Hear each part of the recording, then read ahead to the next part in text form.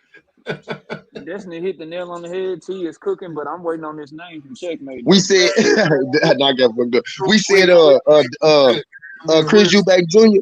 Chris Eubank Jr. at 160. Y'all give fuck. We took that. Y'all give fuck by Eubank. That ain't no. They ain't doing shit for him. I won't mind saying the fight. He about to fight. He about to fight the guy that went the distance with Boo Boo. Bro, the fight is Andrade and Charlo at the end of the day. Ain't no other Fact. That's all facts. I mean, I agree with that.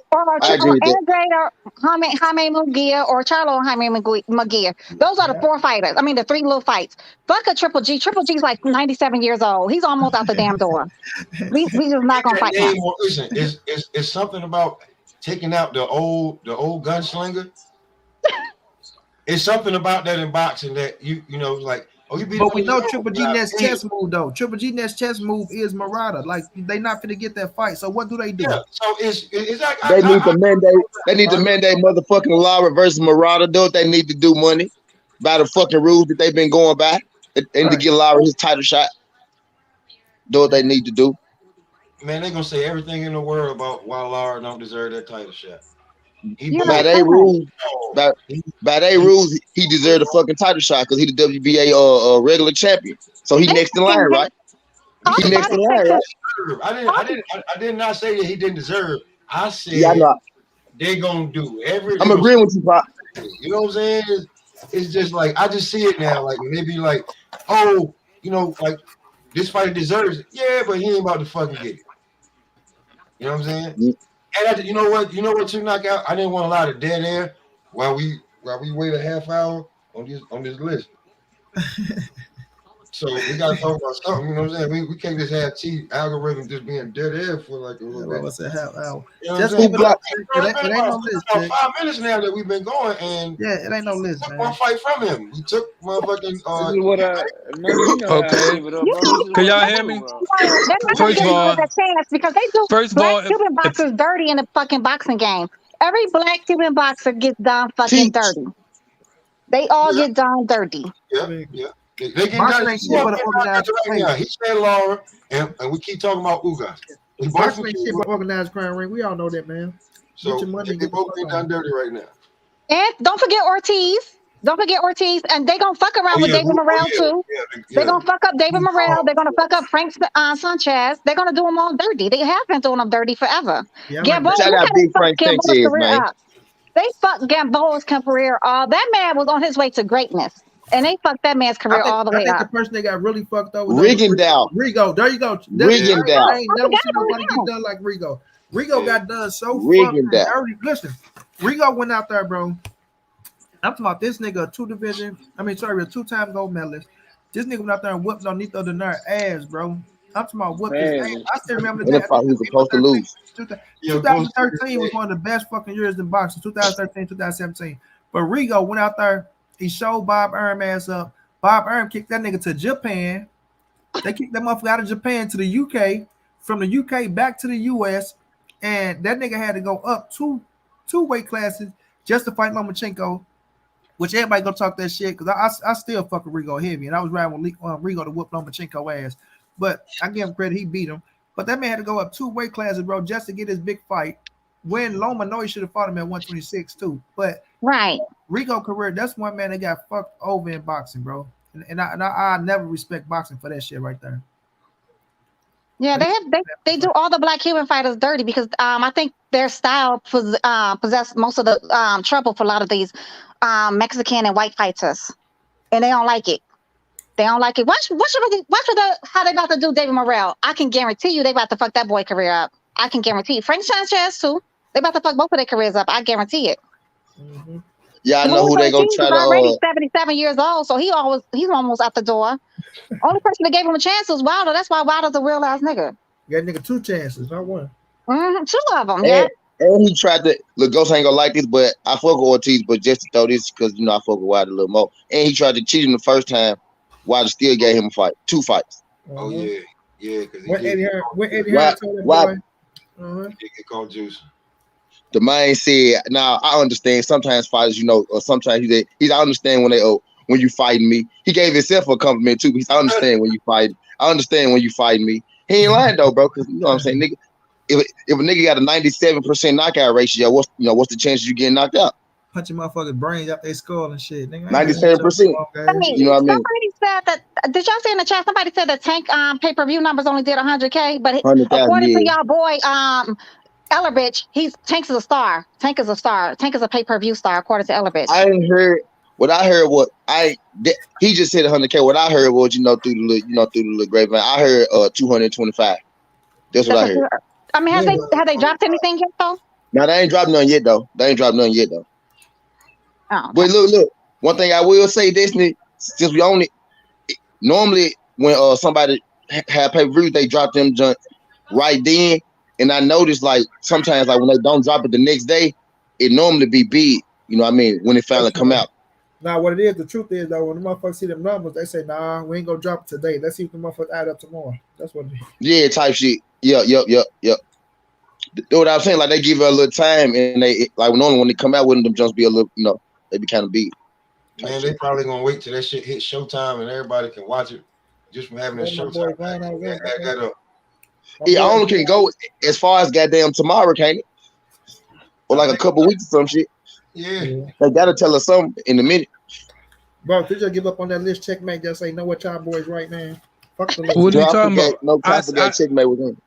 I sent that list to. First of all, I was trying to say something. Y'all was talking. I didn't interrupt, but I was listening. No, I'm saying y'all was talking, so I wasn't going to interrupt. But I sent that list to Daryl. I mean to SouthernTea. What's up, chick? Sari the ruler. He said Tank Davis shouldn't have had a fight on the Sunday. I think it was. Like, I ain't gonna lie, bro. I love Sunday. I love Sunday fights. I'm sorry. Motherfucker, that Monday. I don't know why I was tired that Monday. Wrong week. He fought on the wrong week. I want more Sunday fights. He fought on the wrong week, bro. Because Floyd used to fight on Sunday, so he fought on the wrong week. That's what that is. They making fun of the credible sources, like they did how they be doing Bud and shit. Credible sources said this amount of money. I mean, this amount of they did this amount of pay-per-views, and BF still ain't 225 man now. Excuse me, I don't want to be petty, but instead of sending a list to somebody, can we just get a name off that mug? Well, I said the names. I mean, I'm just saying, no. Go say he heard 230. No, well, I said the names. I said Canelo, GGG, Mogia, Eubanks Jr. Okay, those are credible fights, right? Canelo at 160. No, he's not going to fight at 160. Just drop that. Well, listen. Canelo said he's going to fight him. I don't know why y'all want me to send y'all the video with Canelo saying that he's going to be fighting that means gonna bring Charlo? his ass up to fight him. That's what that means. Regardless, Charlo already said he would only go to 168 to fight Canelo to get that legacy fight. So that's fine. But I'll blow his fucking mind. Talking about David and how you going? But still no fight. Hold on, money. How you gonna add Triple G? How you gonna say Triple G on your list? But you told me people not named Triple G. I'm confused, bro. No. But I said, well, first of all, you're being. If I say I had a list and those names was on the list, but I said, okay, we already know these names. Give us names other than. So what's the problem? Pay-per-view goes. So Bud versus Meat Machine was not on pay-per-view, so I don't know what the fuck you talking about. So I said if we all know that we want him to knock GGG out, we already got that. So let's name another name. That's all I said. GGG is on that list. So I said name another name at 160. Triple G is not going to fight him. We already know that. Triple G ducked him 1,000 times, and they're on the same side of the street. Well, if Murata beat GGG, then maybe we got a chance to get Murata versus Charlo. He's not going to fight Charlo neither. So like the biggest fight we all know is going to be Andre and Charlo. I can't let him off the hook. So we have. Wait. Why are you being antagonistic? But why are you being antagonistic? What are you talking about? Let me off the hook. I named the list. I'm trying to get you to see where you're wrong, bro. No, let me tell you my issue with it. So you just said maybe we can get Murata versus Charlo, but you said we can't get Charlo versus Andrade because of the zone and PBC. But isn't Murata on the zone. That's why I keep getting confused with some of your points, bro. Like, Okay.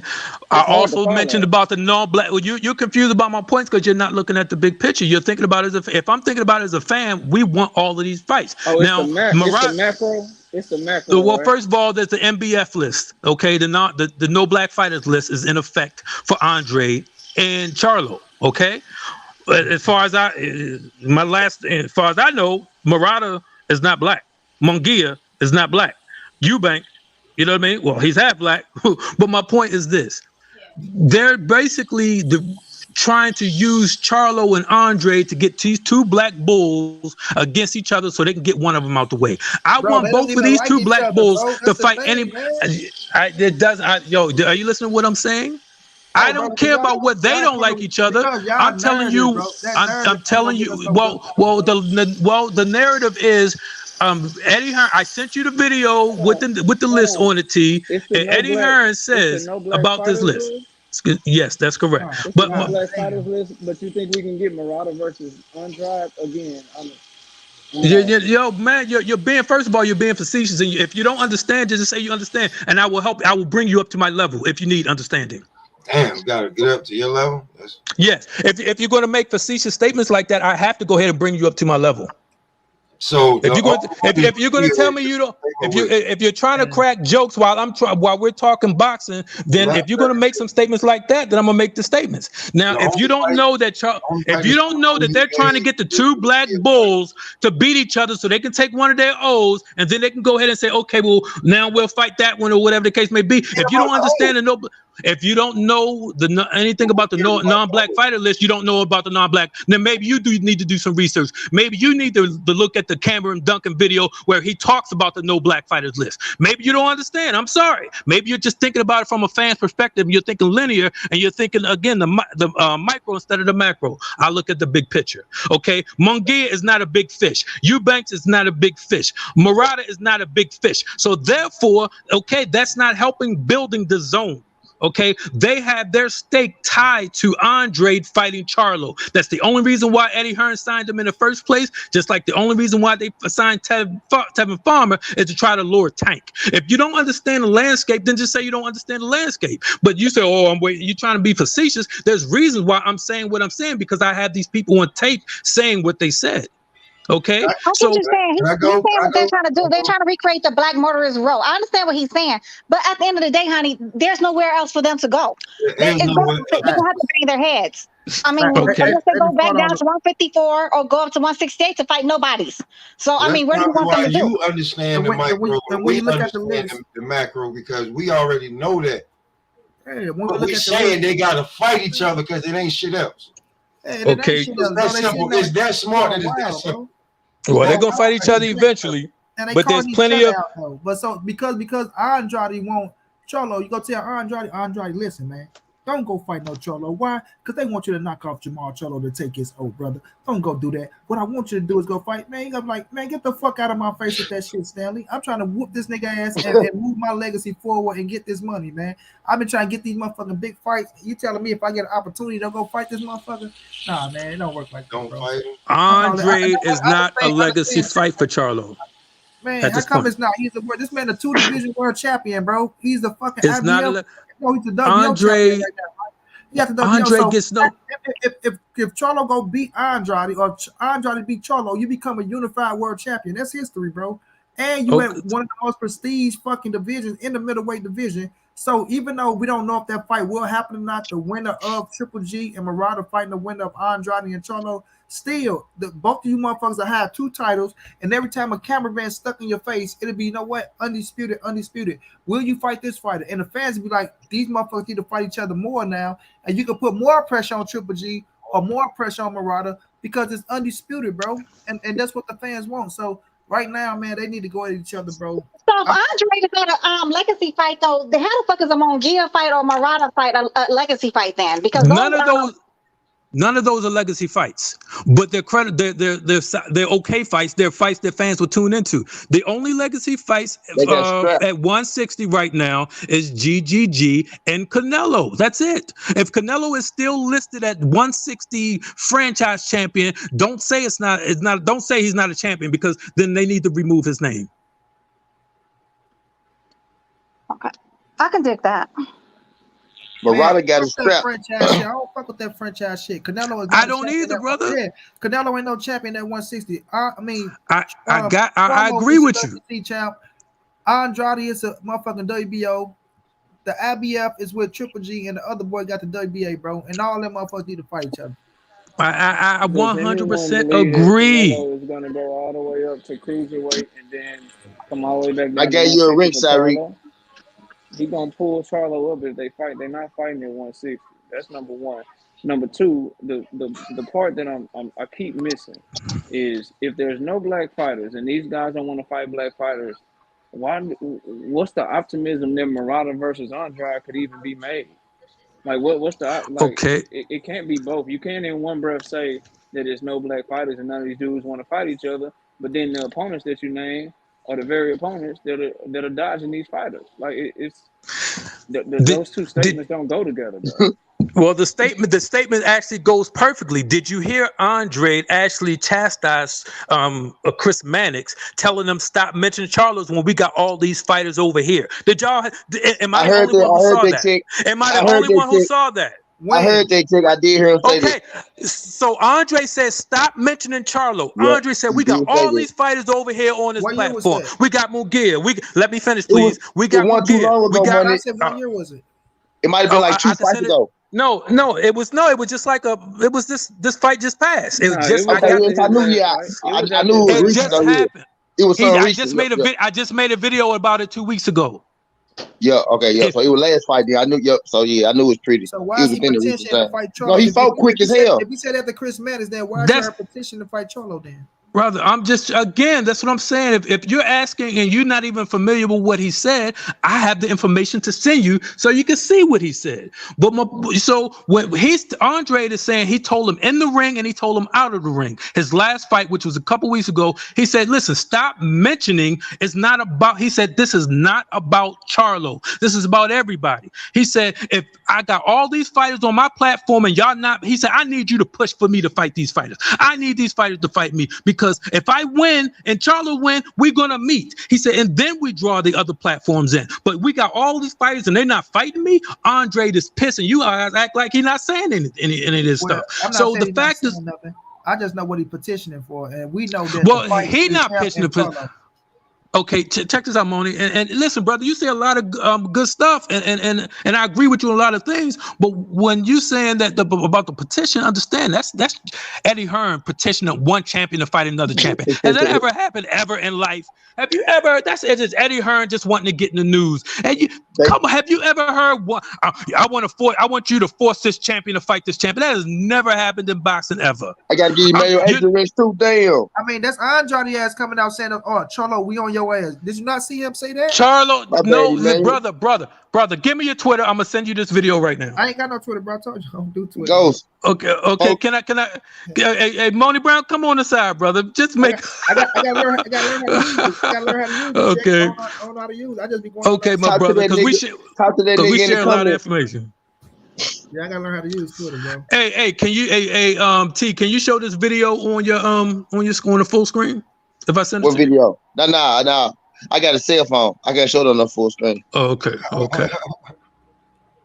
okay. So I can play the audio then. I gave it to you, bro. My bad, man. I don't know why that shit slipped my mind. And you gave a nigga a good ass tip today. I don't know how the fuck you ain't have a ring. I don't know how the fuck I can get you a ring. My baddie, man. I be saying Mayo H on all the motherfucking channels. Man, Mayo H, that's my brother, man. My brother right there, bro. I don't know how you ain't. But you did have a ring though, bro. What? You did have a ring though. Oh yeah, he said, shit, I'm clearly reading what the fuck he said. He said he had to switch to us. Yeah. I sure was tripping. I know I wasn't tripping though. Appreciate my guy, man. Hey, over here, yeah. My bad, I didn't mean to interrupt y'all though. I just thought I saw you got a lot of valuable information. And I agree with some of your points, but sometimes I understand you want to break down the system. So you want to go out here and be like, okay, y'all doing this towards these fighters, this towards these fighters. But when we fans, bro, we just want we want the fights too. You know what I mean? We want the fights.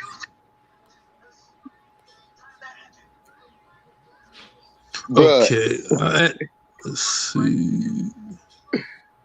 That's the same thing with how we got here shit, Bud and Earl shit with I really feel like Jamal versus Canelo and this shit did really. At this point, y'all, I've been sitting here listening, y'all. I'm a big Jamal Charlo fan. I've been sitting here just listening. At this point, y'all, the reason I don't say nothing no more because I'm ready for him to fight Boo Boo too. Shit, at this point, I know the history. I know the history and all that shit though. But bro, at this point, y'all gonna again. I'm at the point where all y'all niggas, and I say that when I mean what I say. All y'all niggas can fight 3 times. All y'all can fight 3 times, and we ain't gonna give a damn about nothing else. You know what I'm saying? The history sell the fight, bro. I'm just saying though, if we talk about we want the best fights at the division, and we point one nigga out to fight this person, and this person out to fight this person, then we gotta do it in every division. That's the biggest fight in that division to me. Charlo versus Andrade. You feel me? Number 160. I really money by default. Money by default. You right because we know what kind of time Triple G on. Yeah, he not fighting none of them niggas. So he's not. That's what I'm saying. We might as well X his ass out the goddamn conversation. He's already 40. It's just, I mean, that's just a bunch of, gesturing or whatever, talking about fight goddamn Triple G. And if they was to beat Triple G, then they're gonna say, oh, he don't deserve that win anyway because he's already 90. So it makes no sense. He got a belt though, so he's still a player. That's what I'm saying. I'm mad. Good boy. It's not going to be counted. It's not going to be counted. What'd you say? If they were to beat Triple G, it's not going to be counted because he's He already got a strap though. It's value in Triple G. Like it's gonna be value in the name on your resume 20 years later, and it's gonna be value in the name today on the belt that he got. You get what I'm saying? So if Triple G didn't have a belt, I'd never say his name ever in life on SouthernTea. But that nigga still got a strap. He holding that strap hostage, and now they finna give him a motherfucking Marauder strap when they need to be giving it to Lara because he's WBA regular. Triple G's that old gunslinger that you just got to get rid of his old ass. He's just still lingering around. At least Manny Pacquiao went out on his guns. Manny Pacquiao tried to retire with Keith Thurman, fucked up and won, and had to fight again. I mean, but you gotta respect, man. I love Manny Pacquiao, brother. He's just a warrior, and he went out. Go out on your gun, you know man. what I mean? Go out with your guns. He passed that legacy. He was supposed to pass that legacy to Earl. You know what I mean? You know what I mean? Earl tried to fight Manny, and he tried to fight Ugas, and then they played switcheroo with the belts. WBA knew they did not want Earl to get that belt. I fuck with Manny because he did the right thing. He did the right thing. He signed the fight. He was trying to fight somebody. He was trying to fight Bud, Earl, Ugas, whoever. He was trying to fight somebody before he got the fuck up out of there. He didn't take a little cakewalk fight. He said, I'm finna get somebody a payday. We finna make this money. And he tried to get Earl a payday. I fuck with him for that. Earl, I fucked up, and Ugas, was perfect timing. You know what I mean? So I fuck with Manny for that. Because he tried to do the right thing. Because I think that Manny win for Earl would have put him on the next level, like on a new level type shit. But she worked. She worked. Out how it's supposed to work out. Because there was the fight we were supposed to see Manny versus Ugas, because they had the belt streak. But now GGG got to stop being a coward and fight the best. It's the same thing though, right? Like we talking about the same thing, just a different weight class though, right? If Earl would have got Manny up out of there, it wouldn't even matter that Manny was, you know what I'm saying? Earl was gonna get Manny. Earl was gonna fuck Manny Pacquiao up. No, Pop. I'm gonna disagree with you, Pop, because it mattered when Ugas did it, because it do matter. It mattered in general. Manny won watch. Ugas up. He wasn't the one supposed to be doing it. No, Pop. We can't do that. No, we can't do that, Pop. Like that. We can't do that. How you have a tournament for a belt that's mine? No. How you gonna say it? I get up out of here, bro. I'm gonna go do this motherfucker studying for this test. Appreciate you, though, my bro. You heard me. Shouts out to Checkmate Boxing, the beautiful Destiny Black. I'm in love with Destiny. Crazy ass. But knockout. Hey, Moni, I'm gonna load up. I'm gonna load up some these vids up to these 2-minute 20-second vids. I'm gonna load them up to YouTube so you can take a look at that info, my brother. All right, I'm gonna subscribe to you right now, bro. All right. But yeah, I'm just saying, like, if Charlo or Boo Boo gets rid of fucking Triple G gonna be trying to get the biggest payday and go out. You know what I'm saying? Like, I went out as a champion. It's the same thing. So the only reason nigga gonna be trying to get Triple G is that name fight that you got him up out of there. But like, he gonna hold on to that strap. Really, if he fight homeboy, he gonna hold on to both of them damn straps. But GGG is a legacy fight, though. GGG is a legacy fight. That's what I'm saying, Pop. Like, somebody got to do it, Pop. Somebody got to do it. He got to pass that torch. He got to pass that torch. All I'm saying is the same thing Money was saying. Can't even believe that, but check it out. Boo Boo and Charlo got to clash first because they're not gonna get Triple G. He been on his own for the longest. You think Triple G more inclined to fight them after they fight? Yeah. Listen, I don't care who fight Triple G first. I listen. I want Andre. Listen. I don't care which one of them fight him first. I just need Andre or Charlo to fight. I'm a Charlo fan, but I want if Andre get the GG fight because it's easier to make on his own, let's have it. Let's get it. But GGG need to climb off that horse and fight one of these bulls. It's as simple as that. Don't call yourself the best. I'm telling you, not until they fight each other. Ghost, what do you want me to say? Like, Ghost wants me to argue with you guys, but what is the argument? Ghost trying to improve violence. Like, would you say one of them separate? Like, okay, they fight once, one of them separate. It's nothing in the way for them because one of them beat each other belt, and this nigga in his ass whoop. And the only thing else is the fight Triple G. He gonna go out on his shield. Other than that, he gonna wait around till he can then fight Canelo again, which ain't gonna happen either. That's what he been doing. That's what they gonna continue to do. Until one separate and can bring him a big ass payday. And he go out on pay-per-view and he gonna want 60-40. He gonna want 60-40 because fucking G, and then they gonna take him, gonna beat his old ass. They gonna beat his old ass, and that's gonna be it. But they gotta fight each other first. Did y'all see Triple G face? Did y'all see Triple G face when they said he beat Derevyanchenko? When? When was this? Oh, when you mean during the fight? Or when they announced him? Okay. He lost that fight, brother. When they announced the winner. Oh, okay. He lost that fight, brother. Bro, that's what I'm saying. He knew it. He knew he did, bro. bro, when them folks said, good night and good luck, that nigga said. He was like, okay, cool. He was like, oh, shit. He got that gift. He got that gift. That nigga said, oh, shit, I won. Good over here. He said, oh, shit. If it wasn't for that knockdown, it would have been people would have really been in an uproar because they look for some reason people think if somebody knocks somebody down, they automatically want to fight.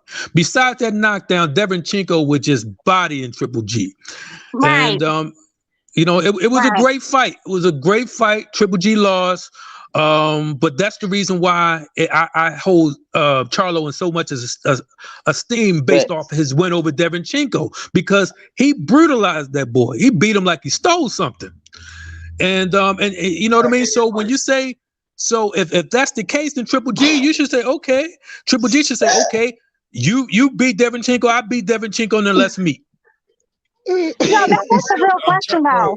That's the real question somebody brought up. Why the fuck is Keith Thurman fight on goddamn pay-per-view? That's what I got to know. Why is this fight on pay-per-view? Who's this gonna pay for that? You right there. Triple G and Keith Thurman having a contest to see who can lay off the longest and still milk the Listen, they gotta fight dates. The fact that they could get Keith in one of them on a pay-per-view fight, they gonna do it. But who's gonna pay for it? Somebody's gonna pay for it. Is any of y'all gonna pay for that fight? Man, Destiny. Nobody know the answer to that. Man, they better have the undercard or the century on that motherfucker if I pay for it. I mean, Keith's gonna sell the fight.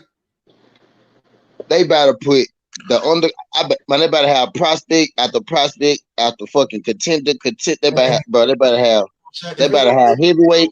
They better stack that motherfucker for me to pay for it. Keith gonna sell the fight, man. They gonna bring up all his old shit. They already got an undercard. Man, I doubt it, man. I mean, the fact that it's Mario Barrios, the last guy that he fought, he got knocked out by Tank Davis. And, I said this a while ago. Everybody was like, where Barrios? I was like, yo, Barrios is ranked in the motherfucking. So, the fact that he fighting Barrios, I mean, that's a tune-up fight for Keith. Everybody, I mean, you know that. But they had the card already set up. They just put him on top of it. He's the name. Well, Adrian Broner talk about coming back too, so that's another layoff warrior. Yeah, trying to get that pay-per-view. Nah, it ain't his fault this time though. We got Adrian Broner asked to be active. They ain't keep him active. Hold up, wait, T, because AB did I don't know if we can say how true it was or not, but he did. He let out 2 years before that though. He did turn down. I don't say he turned down, but he didn't take that fight, man. I think he was offered like $5 million. Man, he didn't take a lot of fights over the. He didn't take a lot of fights he didn't want to take. But he said, just get me a fight. That was bro, a fight. Pop. AB at the stage where he can pick and choose what he want to do, bro. He done fought the warrior after warrior after warrior after warrior after. Bro, let that man choose his fights, bro. Right. Let that man He does have the best resume. He has one of the best resumes out there. Let that man choose. Who y'all favoring that Keith Thurman Mario Barrios fight? I favor Keith Barrios. I'm picking Barrios. Keith Thurman don't win this fucking fight by knockout. I'll pick a Barrios. Me too. I'm taking Barrios too, because Keith is just a bitch. I'm sorry, he talked all that shit about but he was like, Emmanuel I'll never said fight that whole Bud better unless be they fight. $299. Huh? He said that pay-per-view better be $299. It better be for free. It better be $3.99. Shit, it's for free. I just think Keith is too sedentary. He's married now. He's not passionate about boxing. He's just doing this to get that check for that, put that retirement fund. And I think AB is doing the same thing. I don't think AB or Keith is in it, to be really competitive, to be the best. They doing it because they know they can get a couple of $1 million, and that's why they're doing it. Y'all really, AB and Keith. Thurman ain't but Keith Thurman got one loss, man. That moment, everybody, they like, I got Barrios. He just got knocked out by 135 pounder. Like, come on, man. I put a little bit of respect on Keith Thurman's name, man. Okay, No, but okay. I guess he's for no. I got Keith right now too. I got to see how Keith be looking. Man, he lost to Manny Pacquiao. He beat Sean Porter. He beat Danny Garcia. The only person he ducked, that we know. We can say he ducked Bud, but we know he ducked Earl Spence. Cool. No, we know he ducked Bud too. Mario Barrios just got knocked out by 135 pounder. Not saying that thing got no, and we just gonna act like Keith gonna lose the fight. He's not even gonna win by a split. Damn. No, we're not saying he's gonna lose. We hope he loses. We hope he loses. Somebody said they got Barrios. He said he got Barrios. You call him a bitch. Come on, man. Put this a look. I ain't got Barrios. I ain't say that. I ain't say I got Barrios. He said that. Checkmate said he got Barrios. I got Barrios too. Listen, Barrios. Oh my God. Y'all kind of out because I got Barrios as the favorite in that fight. Let me tell y'all something. Keith Thurman ain't fought. He fought 4 times in the last 6 years. You said this publicly with a straight face, bro. Stop this. And he done fought 4 times in 6 years, bro. That's number one. For real. Number two, he's been injury prone and shit, right? So he hurt all the time. Turn your TV down, chick. Turn your TV down, chick. That's not me. Any of his most recent, his little Instagram post, that man about to go into a fat camp, bro. That man ain't in shape. So you got a man going into a fat camp. You got a man who done fought 4 times in 6 years. Who we just gonna act like we ain't see him almost get stopped by Josecito Lopez? I guess we ain't see that. We didn't see him almost get stopped by Josecito Lopez. Yeah. We didn't see him. We didn't see Manny Pacquiao. Like everybody talking about, well, that was Manny Pacquiao. Y'all realize Manny Pacquiao hadn't fought in 2 years before he fought Keith Thurman, and he was on the other side of 40, and he damn near stopped Keith Thurman with a body shot.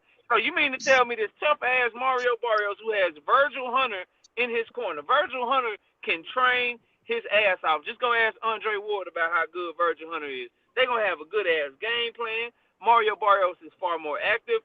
And let's not act like he wasn't a big-ass junior welterweight shrinking himself down. He's going to be much more closer to his natural weight. I'm sorry. And by the time Keith Thurman has fought, not only has he only fought 4 times in 6 years, the man will have been out of the ring for 30 months, bro.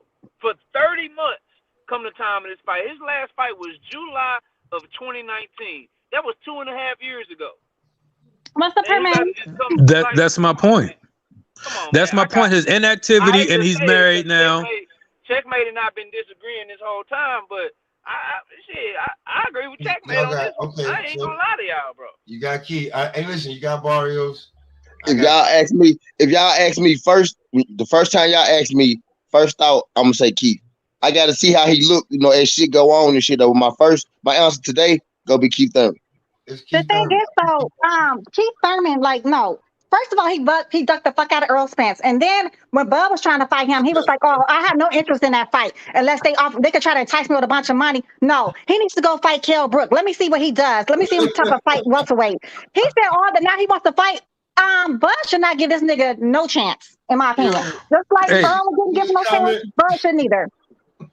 hey, y'all remember how Keith came back? Was it Josecito Lopez that almost knocked him out when he came back off that long low Man, drugged his layoff? ass like 3 minutes, like 2 minutes shit. All right. So this is my thing. You know, I just don't think he's hungry. And when you're not hungry and you're doing it for the wrong reasons, your mind is not all the way there. Sean Porter said himself when he got in that ring, you know, that he didn't have a good camp. He didn't go through the fire. He was contemplating retirement after the Earl fight and even before the Earl fight. And so his heart wasn't there. He did not give everything he could have had he done the correct preparation. So when you see a fighter that we have all the respect in the world, we know Sean Porter gives it. We didn't see him give it. So when we think about Keith, and we know he didn't give it the last time he lost against Pacquiao, he almost got knocked out against Josecito. So what are he going to do against a 5'10" strong, hungry lion like Barrios? I don't know if y'all seen Barrios. Barrios put people in their ass. I don't know if y'all even, he's not a slouch, man. Tank did what he did, but Tank's not a slouch. Yeah, we talking about. I'm saying we talking about. I mean, is Keith like okay before all the layoff and shit? Keith Thurman not a special talent. Yes, yeah. I'm putting the layoff. I'm not talking about his talent. If it was fresh Keith, I don't think Barrios would have a chance if it was Keith in his element, but Keith has been playing the flute. Keith has been playing the flute. Now he hungry. He hungry for sure, y'all. Y'all better believe he hungry. Look. Hungry while he calling out everybody. He hungry for sure. No, he's not getting hungry. He's hungry. Listen, he hungry. He's hungry. He hungry. Disney. And people talking about Keith Thurman. People talking about Keith Thurman gonna knock out Mario Barrios. Y'all know he ain't stopped nobody since 2015 against Colossus. Yeah, he got that's why I said one if he don't knock this nigga out, it's over for him. That's what I'm saying. Look. Bro, it's Keith, already been over for him, bro. Man, give that man a little bit of respect, man. Give him just a little bit, man. Look, listen, Keith is 5'7", man. Keith is 5'7". He's not hungry. He's not motivated. He's cashing out. This is a cash out fight. Since 2019, like I respected him back in 2019, but it's been 2 years. I forgot about him, bro. It's a cash out fight. I'm telling you. He's married. He's been getting a lot. He's playing the flute. He's married now. He's eating a lot of basmati rice. I'm telling you, the brother this is his retirement fight. He's man. We can say that about a few fighters that you know what I'm saying. They got married or. But they've been out of fighting for 2 years. Keith fought like 2 times in 4 years. 2 times in 4 years. 4 times in 6 years. Yeah, so that's rust. But he had a lot of wear and tear on his damn body. Man, it's like every time he go to the damn ring, hey, look, Pop. the hairline, the city. I believe like 2 of them wear and tear years is cap. I believe like 2 of them years is cap. One thing we know about athletes is they don't get fresher by letting time go by. Like this notion that he just gonna come out and be a fresher version, more fresh. Like you don't get faster, quicker, stronger by getting older, bro. That's just not how time works. Michael Jordan on the Wizards. Michael Jordan on the Wizards. You know what I'm saying? That Michael Jordan was out 2 years. Wizards, man. On the Wizards. He won. He lost it because he was out inactive for 2 years, smoking cigars and doing what he's doing. So my point is this: athletes' bodies expire at a certain time from their height, from their peak. So we know Keith has not been into it. So with the injuries and all of that stuff, I'm telling you, I'm putting my money on Barrios. He didn't have no goddamn injuries. Keith had light skin syndrome. That's the fuck he had. Oh my God, it is horrible. I think Keith still doing what he was doing back then, y'all. Y'all, Keith still doing what he was doing back then, but he's still taking the same time off. He still got the same injuries. The might come back every 2 years with the tune-up. He's been doing that the last 6 years, last 8 years. Keith's tune-up. I mean, this is Keith's tune-up, and this is Barrios' chance. This is not bro. I'm going with Barrios. You saw what happened to the last tune over Keith. We were just talking about him getting his ass pieced up in that 7th round. Hey, man, we keep talking about. Who won the fight though? Did Keith win that fight? If Barrios get him like that, what you think gonna happen to him? That's a big if. Is it? Is it? Trying to be embarrassed like that. Hey, Pop, I got Keith though, but Barrios is 6'1", and he got a way longer arm reach. He got like a 3-inch arm reach advantage. He might be 5'11". I might be over 7 his height. Like, he might be like 5'11". Your punch resistance as a fighter, bro, that shit don't get better with age. That shit get worse. So you talking about a fighter that was already extremely soft to the body, coming back after damn near 3 years. Keith was tapping with a lot of them. How we know how he gonna respond to punches, bro? He could get in there and he can get in there and man, all right, he gonna have to show me. I guess is my overall point. Yeah, Keith did have a lot of injuries, but I think at a certain point, I think early in that shit he was capping, trying to get time off, and then he ended up getting hurt for real because you can't be capping like that. You know what I mean? Yeah, but I don't think he really was hurt for real until he came back and Collazo broke his motherfucking ribs. That's the part I knock out and tell y'all. When you get into the context, when you get into the context of it. Will you drop the link for me? I'm gonna hop off and hop back on real quick and fix my sound. I bet. I'm just saying, what is saying that the dude come back and the guy, cause he just, I ain't saying he's gonna be old Keith Thurman. I'm just saying off experience. I got him winning too though, Pop. I got him winning too though. Hey, if he wins, he wins. Oh well, I mean, it is what it is. But I don't want him to win. I don't want him to win. I don't like his light skin ass. That's different. I'm just saying, like, off experience, he can beat Barrios. I think he got off experience. He got 6 rounds. The question, that's if he, let's say what percent, because he not gonna be 100% of what he is, right? What percentage of Keith Thurman he got to beat Barrios? I mean, I'm not a big Barrios fan, and I mean, probably a good 70%. That's what I'm thinking too. Maybe that, maybe not even. I was about to say somewhere around like 65, 60. Like 60% beats Barrios. First fight at about no Bud resume, no goddamn Keith Thurman resume. I'm not no big people that's all the fucking resumes. Mario Barrios has everything to gain. This is it. Brad, bitch, who the fuck is Mexican, you dumb bitch? Get the fuck out of here. Get your dumb ass out of here, because I'm blacker than your dumb ass. Who the fuck is this nigga? Y'all can get wrap up out of here. Ghost, you got somebody to shoot, Ghost. There you go, Ghost. Ghost. Man, go see it. Southern, stop getting everybody wrenches. I ain't got nobody to shoot. Yeah.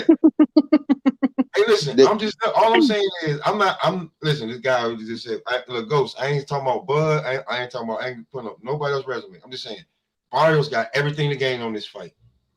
This is his first fight at 147. He'll be one of them guys taking out one of them old gunslingers. He'll be the new guy, you know what I'm saying?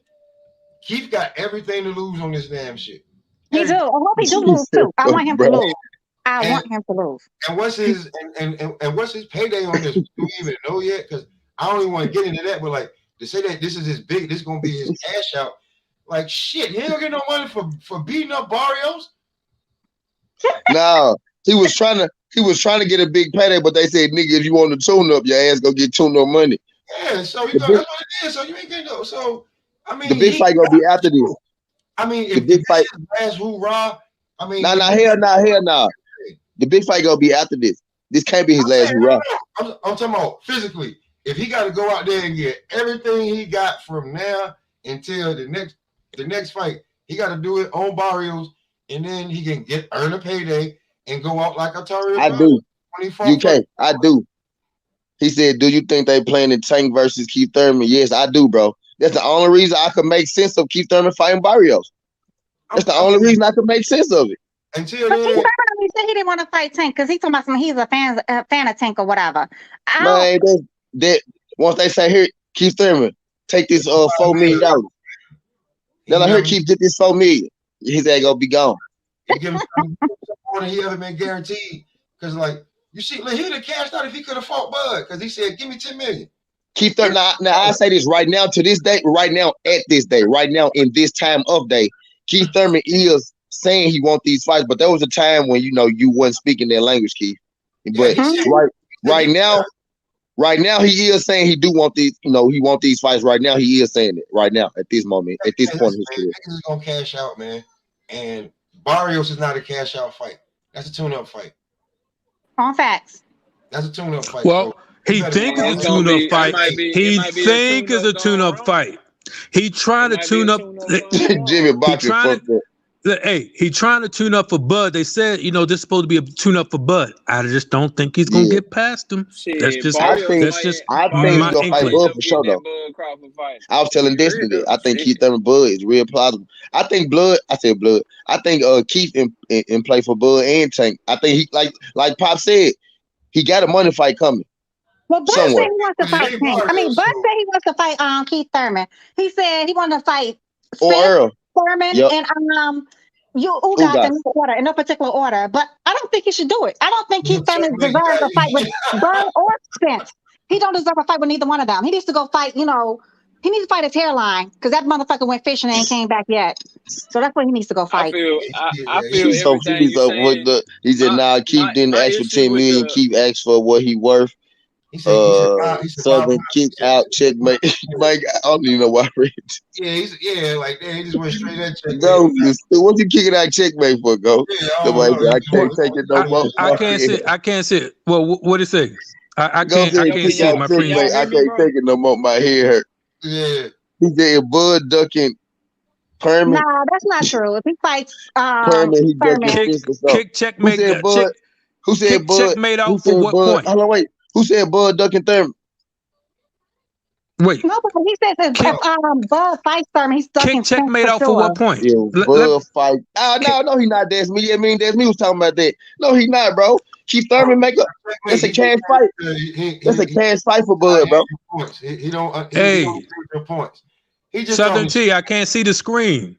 He said kick checkmate out for what particular point? What is he talking about? He said he got a headache. He just talking shit, man. Ghost be talking shit all day. Talking shit, man. He said, Ghost, you. In the text? He said, Ghost, you sound like a female. He said, Voice UK, that's my homie. I love trolling him. He said, checkmate legit in my opinion. Yeah, he fucking with him, man. Ghost be talking shit to everybody. He said, this the cash. He said, this a cash out fight. That's why he trying to do my hair now. This to see how much he can do by himself. This really to see. This really see if Keith Thurman can be a pay-per-view star on his own and have an extended career, or if he go and cash out because they is gonna treat him like Lara.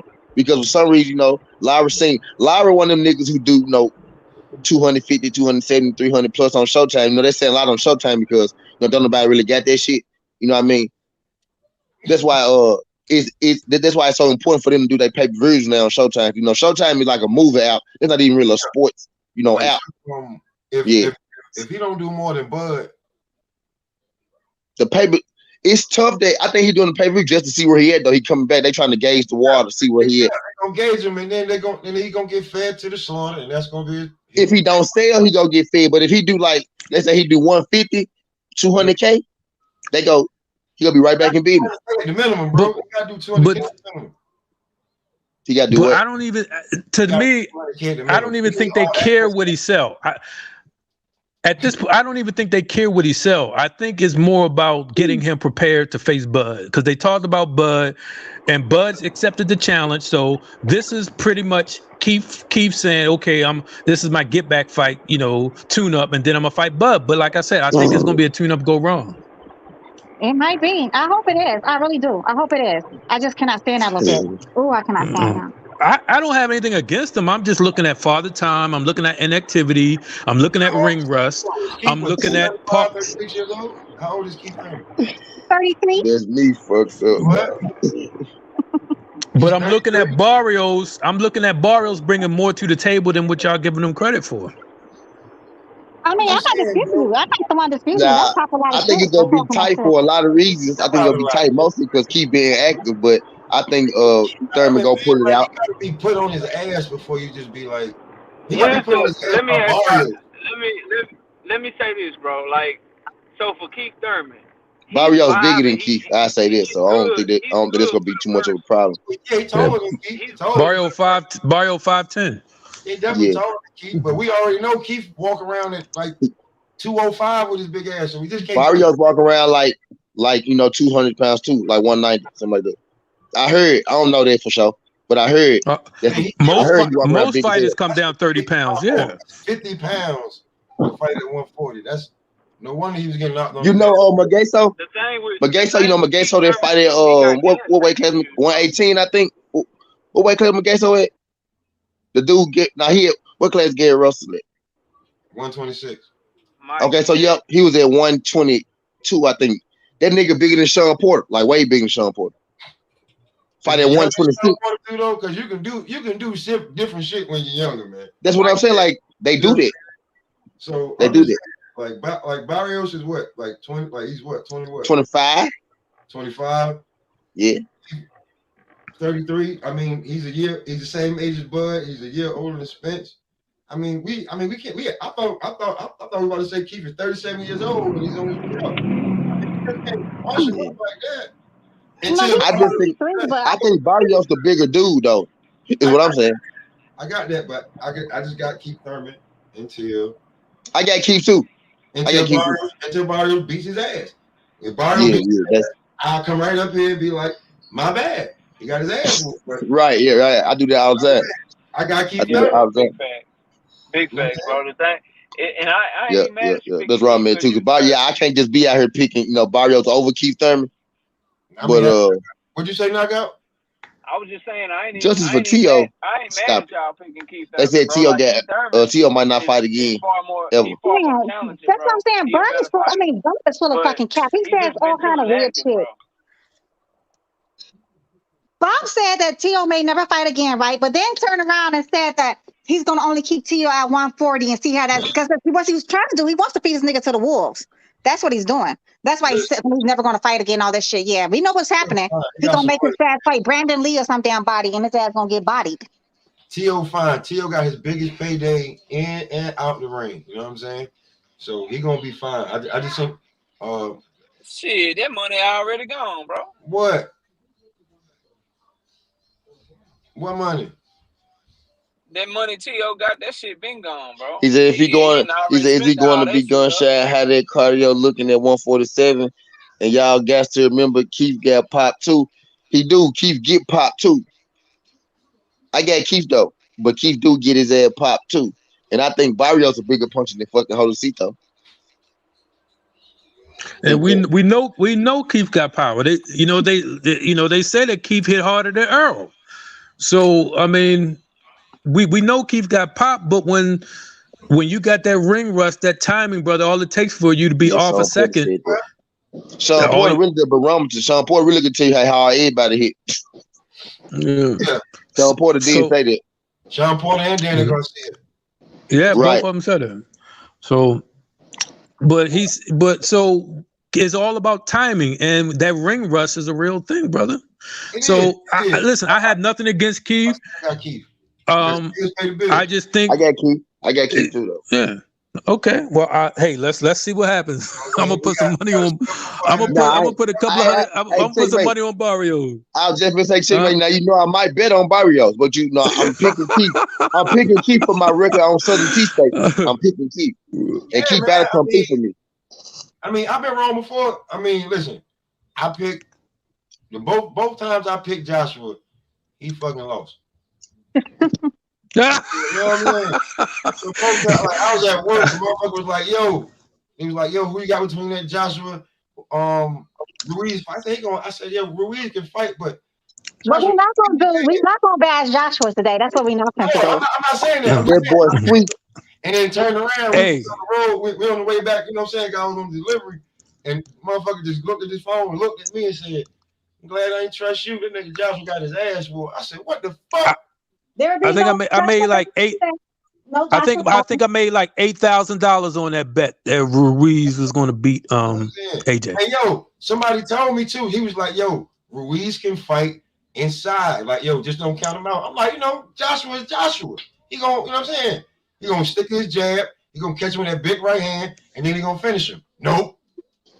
Joshua didn't take that serious. He was over here in America partying with Drake and shit. I picked Deontay Wilder to win his third fight. I was wrong, and I knew I was gonna lose when they showed that full body picture, and I saw that man's legs, and I was like, God damn, there's no way he's gonna all that weight up.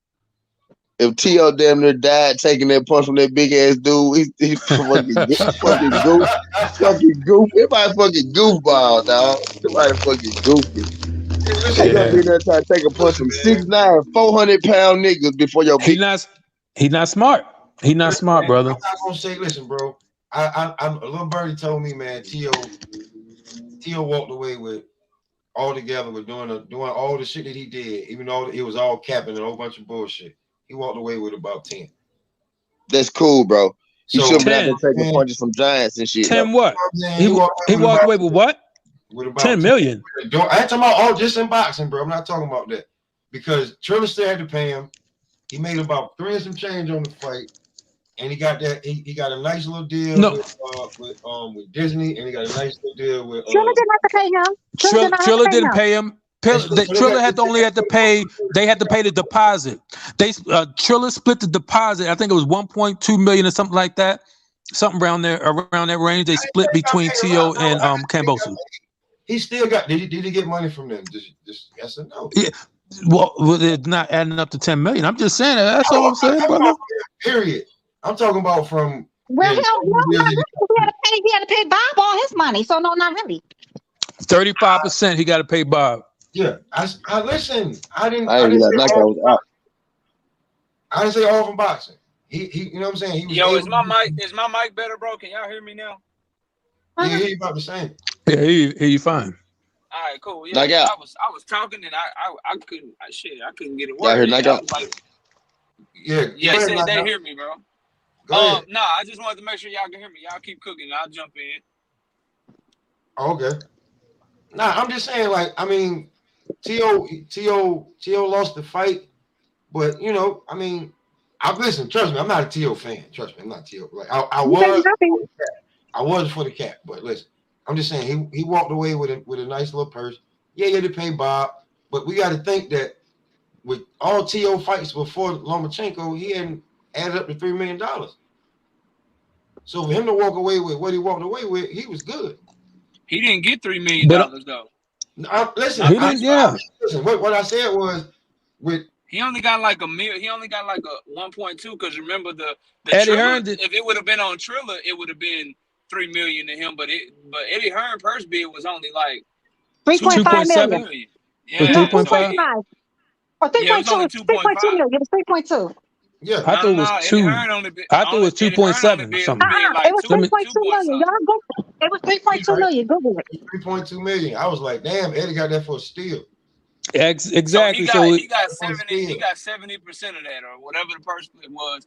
Half of that shit gone, bro. Hey, bro, I'm just saying, when you ain't getting $1 million, the fight and all the wars that like the fights that he had before, he wasn't making $1 million. So what he walked away with, plus in his endorsements, that's what everybody keep not hearing.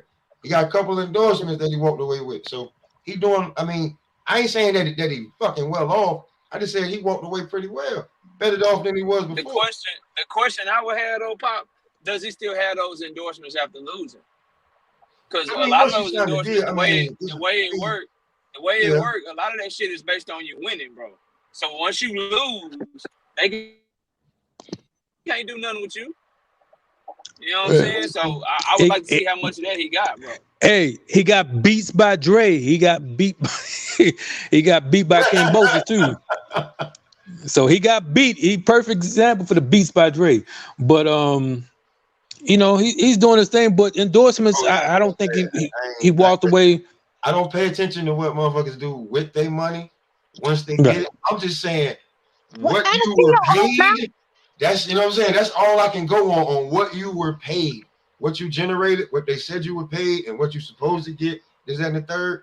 And to your mouth though, he only took home $650,000 after he fought the Loma man. The Loma man. Yeah. And the thing is too, like, what's next, bro? Like, what he gonna do now? He fooled, brother. Is his career over? Is he gonna fight? If his career ain't over with all that bullshit, all he can do is shut up and fight. That's all he can do. He capped all. You know what I'm saying? But it's bigger than that, bro. It's bigger than that, and here's why. Like, it's one thing if you lose and your trainer and you was like, okay, yeah, we did this wrong, we did that wrong. we're gonna go back to the drawing board. But the fact that they ain't taking that L how they supposed to, and they talking about, oh, we won, or we had this going on, we had that going on. Bro, he gotta get his father out of the train. I mean, you want me to break it down? If his daddy is still his trainer and he fighting anybody, that's worth shit, I got the other fighter, bro. I'm just saying, like I got the other fighter. If he fighting anybody that's worth shit and his daddy his trainer, I got the other fighter straight up. All right. First of all, he has to get his father out of, I ain't gonna say completely out of his training camp, but his father can't be the head trainer. That's one. Two, he got to get back focused. You know what I'm saying? And that's easier said than done. You know what I'm saying? And three, he has to shut the fuck up and fight. Please. That's it. He's delusional. Here's another thing. Here's another thing that's not the answer, bro. That's it. The same way that he came up. Here's another thing that's not the answer for him too that they talking about doing. They talking about moving him up to 140. Here's my thing, bro. To me, once you get done how he got done against George Kambosos, studying boxing and the way that I view it, I don't think the answer is, okay, I struggled at 135, so my adjustment is I'm going to go fight bigger, stronger, and faster fighters at a higher weight class. Like, I don't think that's the answer. Hey, you know what I'm saying? I want his next fight. He's to a point in his career, bro. He's to a point in his career where, like, he can't start back fighting journeyman. And I'm telling you right now, Montana Love, Jose Ramirez, Josh Taylor, like, all right, T.O. No, I want to fight all of them. No, I do. I want them to knock his fucking block off. I want them to knock his block off for what he said about Deontay Wilder. Go ahead, Desmond. I'm sorry. Go ahead. I said I want him to knock his fucking block off. I want T.O. to lose so bad, really bad against the 140 pounders for what he said about fucking Deontay Wilder. I don't care nothing about his mental health and all the other goofy shit y'all talking about. Fuck his mental health. I ain't talking about mental health. I'm just saying what he has to do to come back himself. Send to justice for T.O. Fuck his mental health. Fuck that bitch mental health. Talking about like his name came up, so we talking about what he has to do to get back in there. Like what is that? What can he do? He can't get his head knocked off. Get his head knocked off. That's all he can do. And if he don't get his head knocked off, he has to box his ass off. He has to box his ass off. Well, you know what? Fighters that we name. I want T.O. versus Gary Antoine Russell. So Gary Antoine Russell can put that can of whoop ass. I want that can of whoop ass. I know. That's my point. I want him to suffer. I want Gary Antoine Russell to open that can of whoop ass on him. Man, y'all ain't fucking with T.O. On the other side of that, I just want the Russells to fight. I just want to see the Russells fight. You know what I'm saying? The way that they're blackballed, I just want to see them fight. I can't stand them either. I really can't stand them. I was a fan of T.O. before I was a fan of T.O. before the Loma fight. After the Loma fight, I couldn't stomach hearing two sentences that coming out of his mouth. Yeah, it was just. I think a lot of people went sour on him after that. Nah, let's keep it a buck too. Kambosos starting to act a little funny too, bro. Yeah, he is.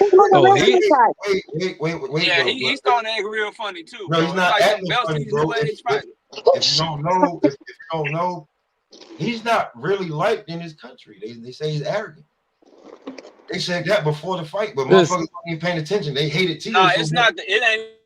Yeah, they said he's an arrogant. I don't care about an arrogant fighter, bro. That ain't what I'm saying. I'm talking about one minute he like shit, I'm gonna fight Devin, and the next minute is like shit, I'm gonna fight Tank. Or this person, nah, bro, what's up? You said you was gonna get with Devin Haney on this undisputed shit. That's what you said at first. Now you changing your tune and shit. That's what I'm talking about. Acting funny, the arrogant shit. Like you fight for a living, you supposed to be confident, or you gonna get your block knocked out. I ain't even mad at that shit. But he needs to stick to what he said he was gonna do. I'm not talking about confident. I'm talking about like arrogant. When I say arrogant, that like even though he said what he was gonna do, he arrogant to be like, I don't give a fuck. That arrogant. That like bro, you just did something that you know what I'm saying. Like half of them people, that 800,000 that they say, a lot of them people are gonna be there to see him lose. That's what they say. He's not liked in this country like that. That's what I'm saying. So shit, Floyd Mayweather made a living off that shit. People trying to see him lose. So I mean, everybody's taking that route. Everybody's taking that. You're gonna take something from Floyd, whether you're gonna fight people who have a country base behind them, or you're gonna be the bad guy. They're gonna do that. So I mean, Kambosos probably feel like I got all the damn belt. He even called himself undisputed now. Right, he is running around calling himself undisputed. Yeah, I So know. Yeah, he that's dumb. wasn't undisputed, but now he called himself undisputed. So when I say that, you got to think about like what I'm saying. Like he an arrogant little motherfucker. So he gonna take it as it Yeah, he comes. Like, doing, and guess who else? Guess who else started bullshitting and calling themselves undisputed and all that shit once they beat Lomachenko? Like I done heard this shit before. That's the shit that I don't like. You know what I'm saying? Like you acting just how Teofimo started acting. Cause guess what Teofimo was doing before the Loma fight? Oh yeah, I'm gonna beat Loma, then I'm gonna fight Devin Haney for the real undisputed. Same shit Kambosos was saying. Oh yeah, me and Devin Haney talk. We gonna handle our business. I'm gonna handle my business. He gonna handle his. Then we gonna fight for real undisputed. Then the moment he got them belts, his whole tune is changed. I just want to see what's up with the 135-pound division, bro. Like, let us find out who really the best is. Every time Cambozo gets cornered, he changes his tune. Oh no, I'm not I don't care about that. I don't care about. Like, shut the fuck up. I mean, what? Facts. All it took was Tank to say. All it took was Tank to say, "Hey, I want to fight," and he was bullshitting like a motherfucker. And Kambosos is like now that's a way out for him. Tank ain't no way out though. Like I would say he ain't gonna fight Tank, but he can maneuver. You can maneuver around Devin. I want him to fight Devin Haney, but here's what I need from the WBA, right? Like, so WBA, we all know what they doing to UGAS and shit. How come they ain't mandating? Tank Davis is Kambosos mandatory? How come they ain't doing that shit? They want to get rid of belts, they already said that. But this is the reason why they told him after he won the third versus Barrios, they said during your next fight, you're gonna have to vacate. That's the reason why he only now holds the 135 world WBA world. And they said that they were going to mandate whatever one he choose, they were going to mandate him to fight that champion. So mandate him or Kambosos need to fight. Now, I ain't mad at no man for getting more money like that. Like now, Davis people on the panel. Money fight, that's cool. Okay, people on the panel. Now, I had this is pretty much, I've had this discussion because I feel like this is the same way as Spence. Now, I would prefer personally for Tank to fight Kambosos and then fight Devin Haney for undisputed 135. No, I think that. Well, let me get. Oh, hear me out. Before you put me on the cross and crucify me, hear me out. No, I'm just saying though. You want him to take all the belts from Kambosos and then fight Devin. Well, it's that fight was coming up anyway. Plus, the Billa said that's the biggest fight out there for him. So the Billa said on the Boxing Voice that's probably the fight that they're going to take. So my thing is this: Tank and Haney for undisputed will be another opportunity to stick it to the establishment. No, he got two black fighters, young black fighters. Let me. Hey, Destiny, can I get this out, Destiny? And then you can attack me. She got me on my ankle, boy.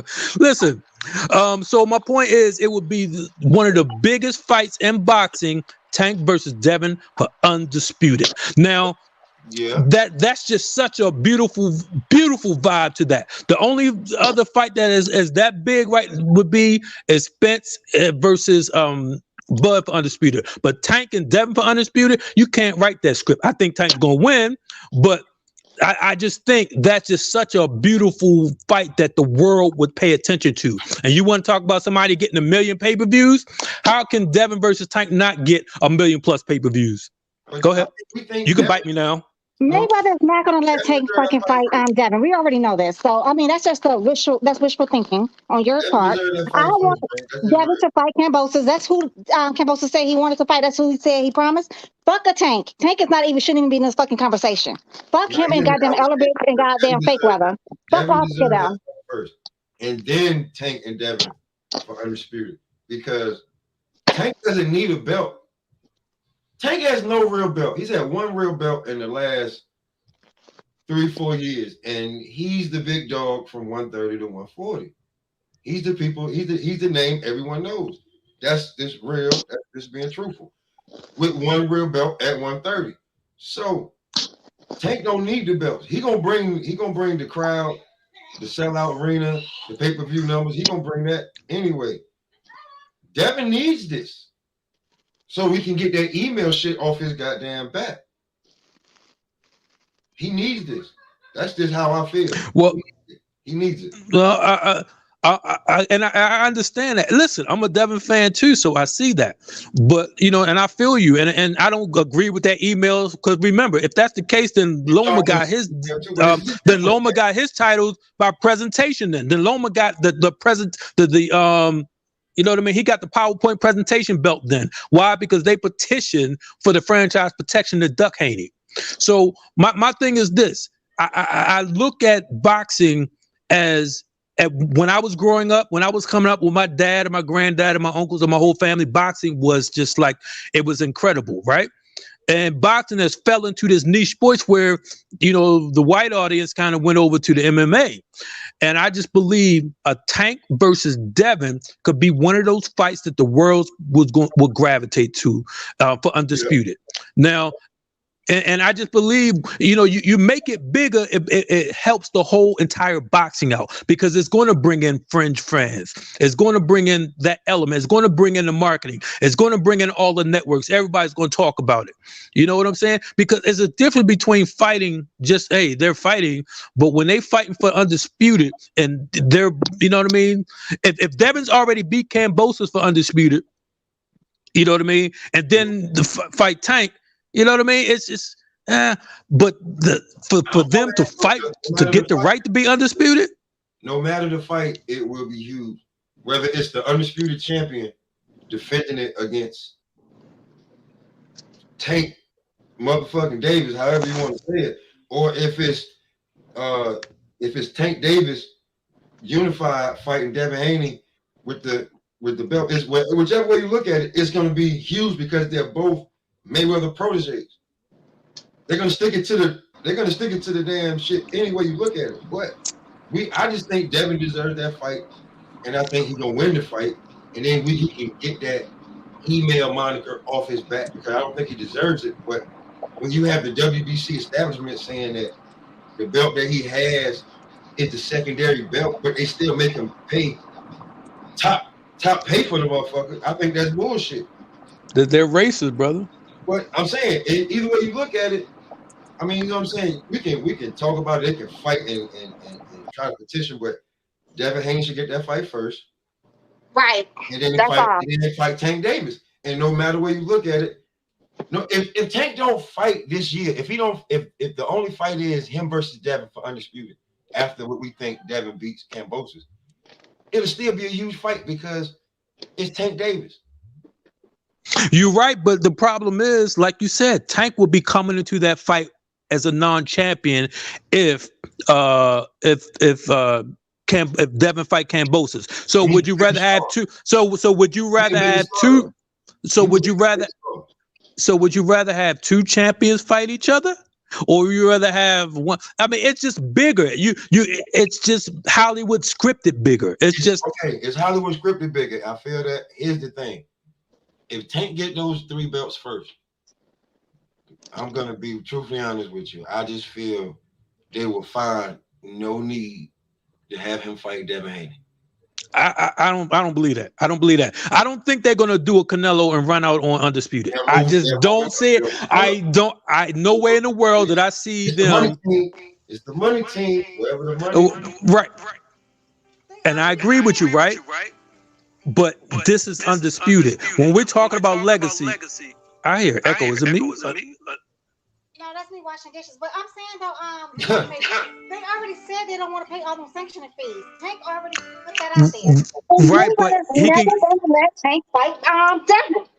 Okay, listen, Destiny. I established the first day I met you that you hate Tank. I get this. I got that.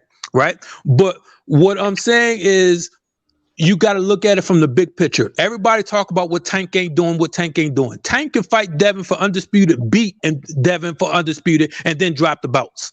It's as simple as that. He could just keep one belt after that. But that's what you call legacy. Tank beat Devin for Undisputed, he's in the Hall of Fame.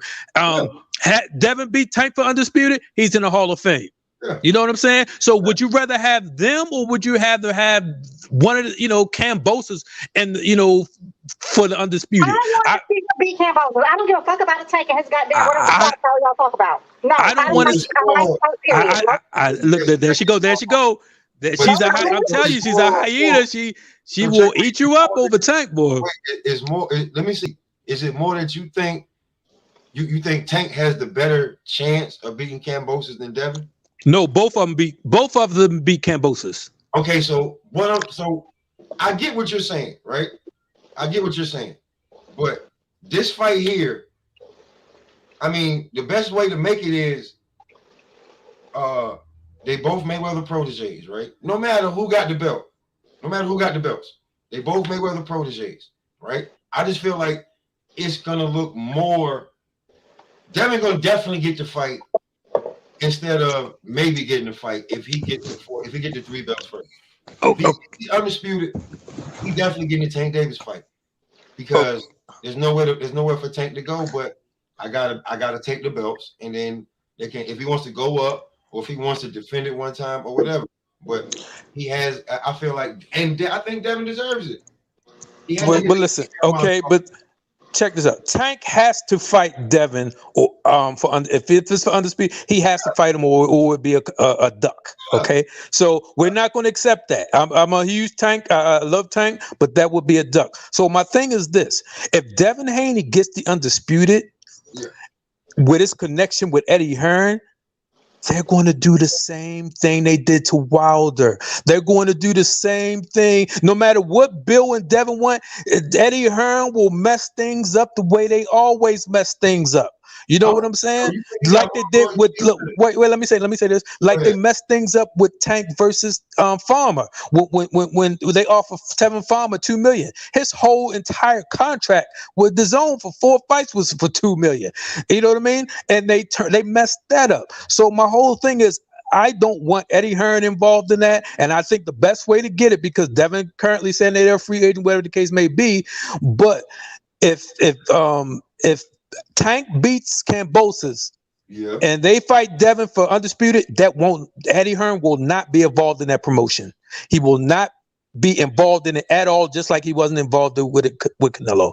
That's why it's imperative, is another reason, another point, this is to let this fight happen, because we know these brothers will fight. We know Bill want to make this fight happen, but I know the moment Devin win undisputed, you can forget it, brother.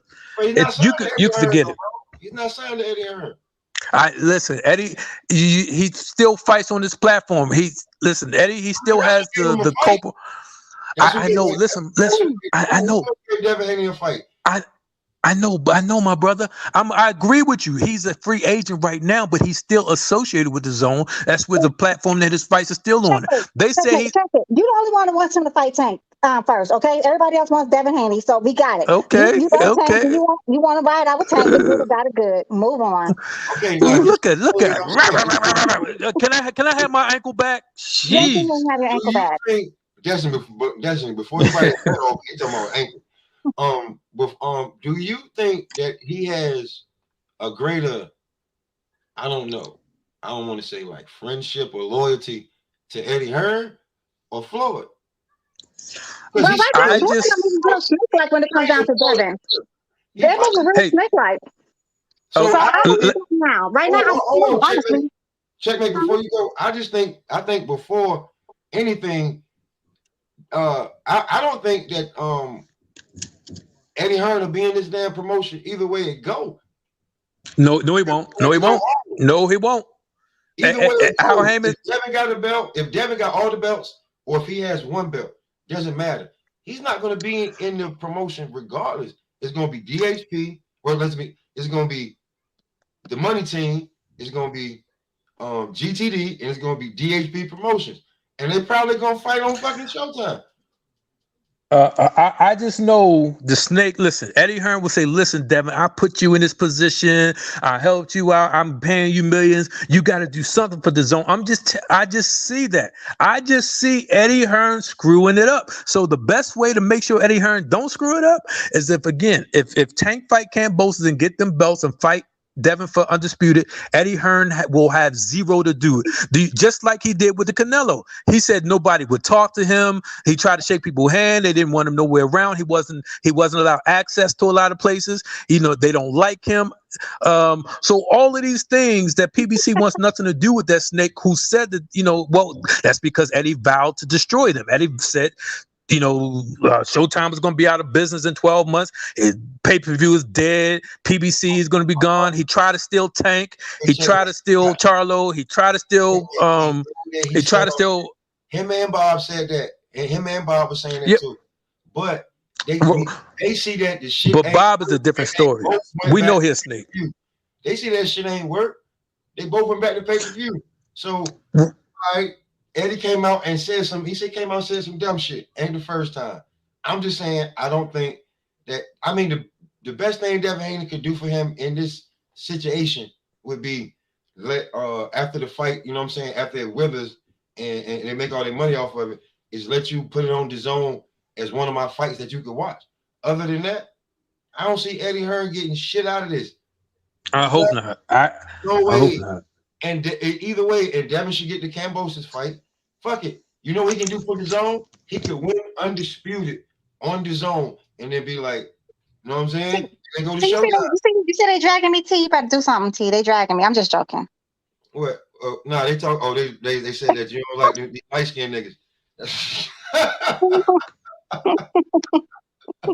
But I'm just saying, it does, like, when it goes to that, I just want to. Devin Haney needs to fight, bro, more than he needs that fight more than Tank. Thank you. Thank you. I've always Tank has a machine behind it. Listen, I love the way both of y'all listen. Bro, like he don't need the fucking belts. Like and everybody. Wait. He turned around. Al Heyman. He turned around. Little Elby. He turned around. Floyd Mayweather. He looked over there. It's Showtime. Like, goddamn, we like, you know what I'm saying? Devin Haney turned around. And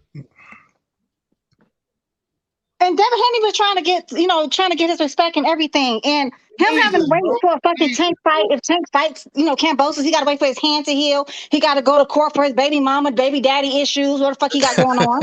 You know what I'm saying? Keep going, Destiny. All that sell to fight. Tank was sitting with his hand. How's he going to be? He had this court issue. He got this, that, and the third. And then they fight. All that's going to sell.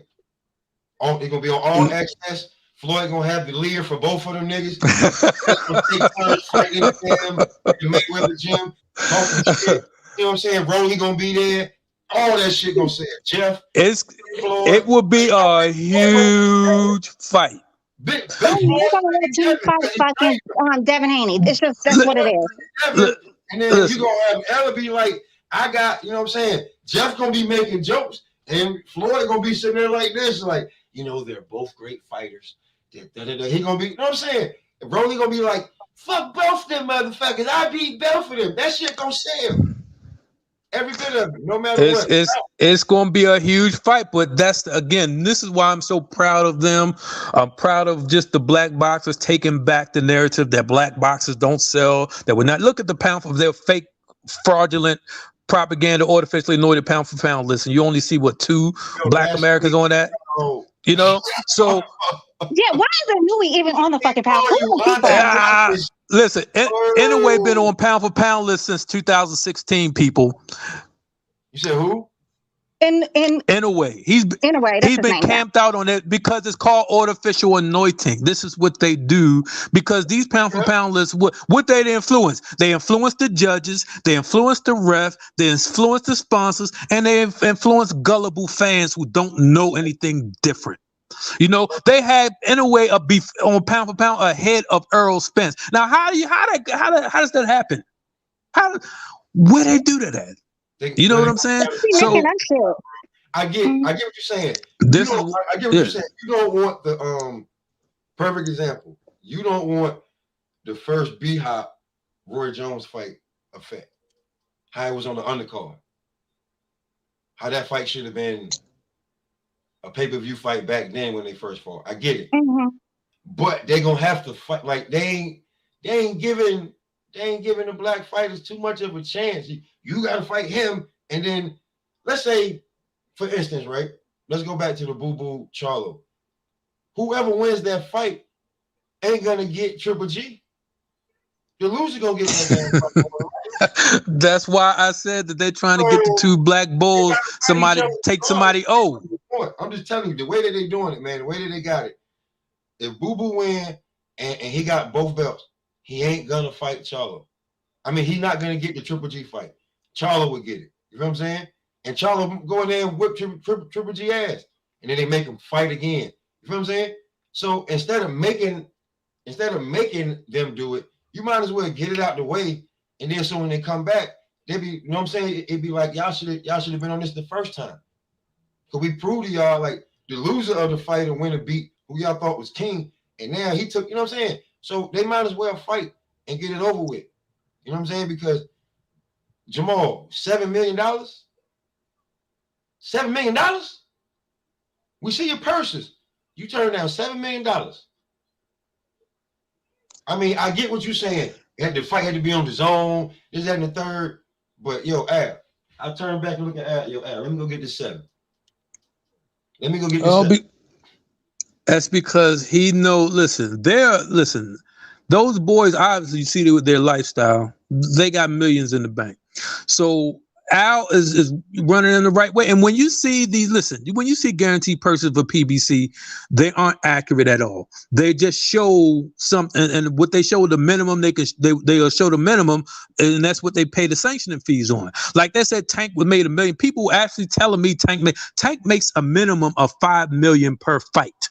Okay, a minimum $5 million per fight. At the beginning of the year, Tank tweeted, 3 fights, $15 million. You know what I'm saying? But I knew what he was making anyway, because again, that's the reason why they don't let him fight on Fox, because he got the side deal with Showtime. Tank is a Showtime fighter. Right, but remember, PBC fighters usually they go from Fox to Showtime, but Tank got an exclusive Showtime deal that they don't talk about, and that's why he stays there, because he makes a minimum of $5 million. We ain't gonna talk about. I mean, you can try to for the casuals, but you ain't got to break it down to me that Tank got a Showtime deal fight, knowing who the fuck Floyd Mayweather is. Well, that's what I'm saying. Well, that's what a lot of the money that he get is you're not going to see in the purse. So Tank is. I get that when you're talking about Tank, but it ain't like I don't. So I was saying about the purses with Charlo. I was just saying, I was giving an example. I went the long way. I'll even say this. I don't really think maybe he just got it, but Earl, the Charlos, Caleb Plant, maybe not even Benavidez have the same damn deal that Tank had with Showtime. I don't think of course not. AB got with Showtime. No. Tank is the marquee. Tank is Showtime's marquee #1 fighter. So they're paying a premium. Not only that, remember the site fees and all this stuff. So Tank is making that money, but the Charlos made some money as well. They're millionaires, and you're saying, so they're looking at, instead of taking that $7 million, okay, because of what Eddie Hearn is trying to do to our organization, we're going to be loyal, and we're going to go ahead and make this slow money, which is going to turn to long money, which is going to turn to big money. Don't believe me, Charlo is going to be making some fights where he's going to be making 10 million and stuff like that. It's going to come.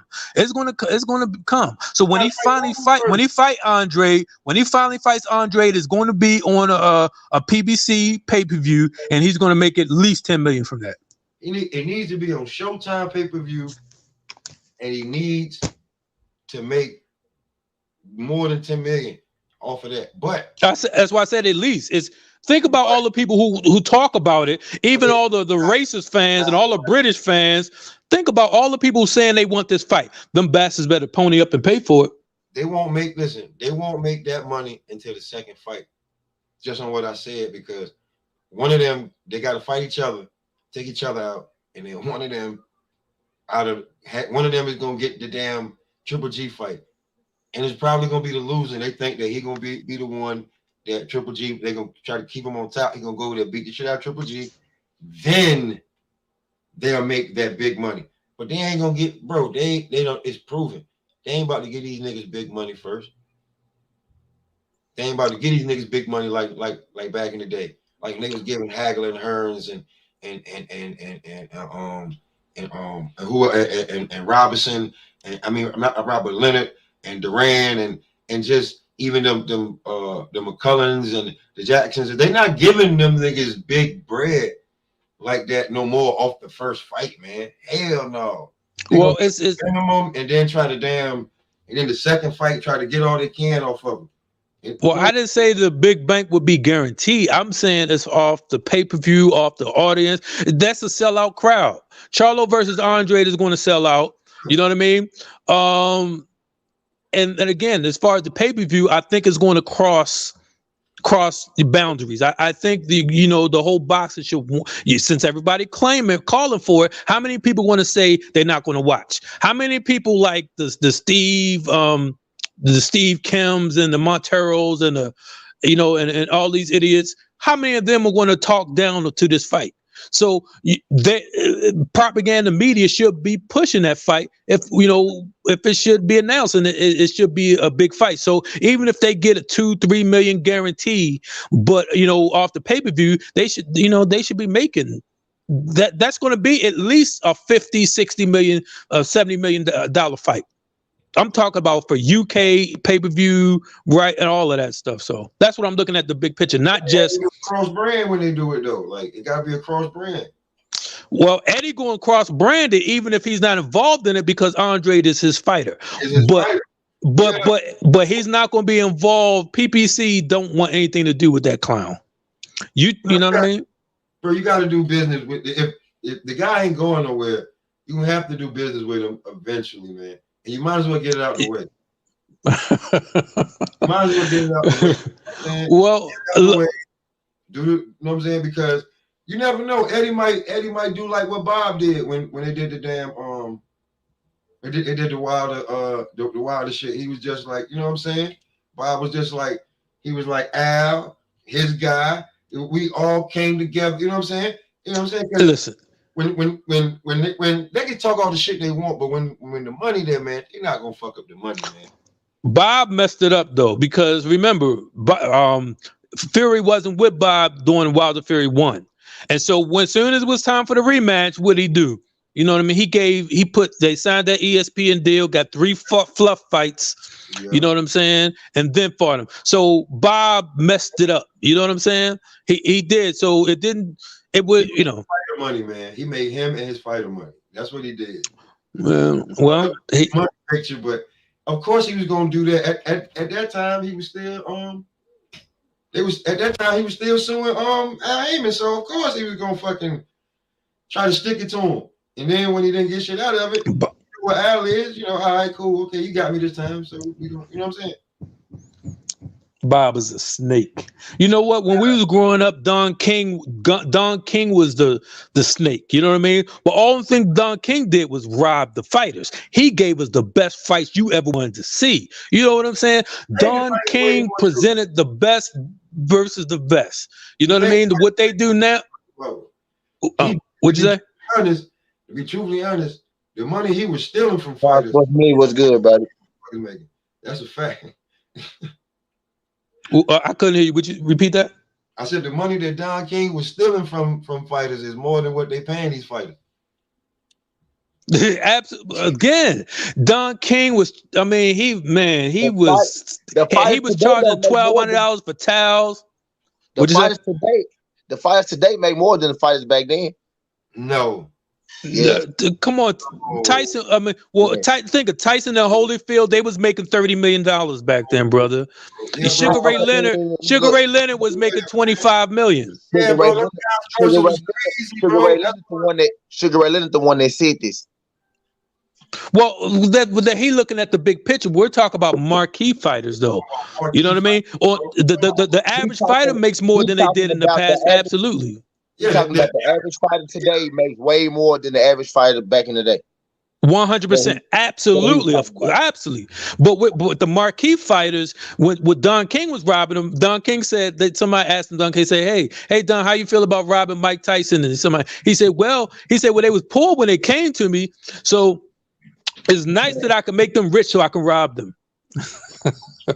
Bro, I'm But just saying, like, when you be thinking about like how much money them dudes was getting to fight each other, the money was stupid. Mike Tyson was different because he was a heavyweight. You know what I mean? But I'm not even talking about Mike Tyson. I'm talking about like Leonard. That was making about same thing Earl and Bud they'll make. No cap.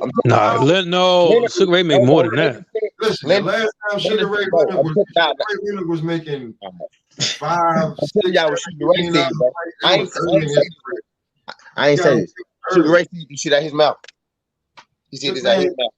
He can say how much he really came home with because after niggas robbed him, maybe, but his purses was $15 million, $20 million. And believe it or not, bro, Earl and Bud they making like 8-10 million plus on these pay-per-views and shit, bro. Like they making the same, they making pretty much. But Sugar Ray feel like look, Sugar Ray feel like that they make more than he do. Sugar Ray feel like that. Sugar Ray got punched in his head a whole lot too. He did. So I'm just being funny or nothing. He got punched in his head a whole lot. I know exactly how much money he got. I don't think no man lie. I don't think no man lie and give a man more credit than him. You know what I mean? But my point was that again, those whatever they was making, Don King delivered great fights, the best versus the best. He robbed them blind. You know what I'm saying? But he gave us a great fights. And now fighters are smarter and wiser, and they got people like Al Heyman, who's advising them in their corner, setting them up with Roth RIAs and things of that nature. So they're a lot smarter. And I just think, the way they're doing now, unless you're AB, because AB, you know what I mean? This brother talk about he blew like $10 million on gambling and stuff like that.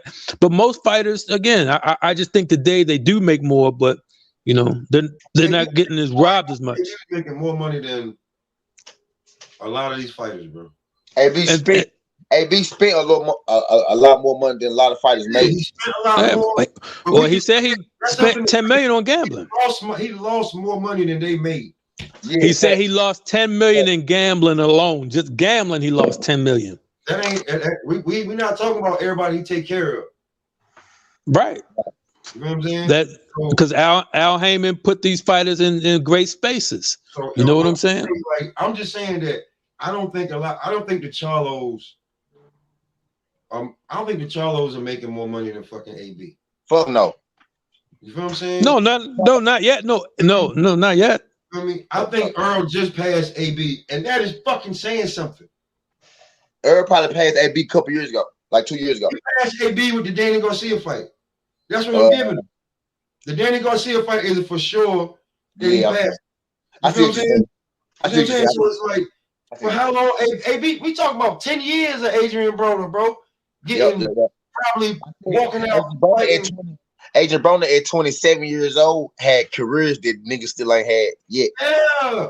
So what I'm saying is like we can't say that these dudes is set because listen, Charlo never Charlo got the Kevin Hart joke, bro. Come on, man.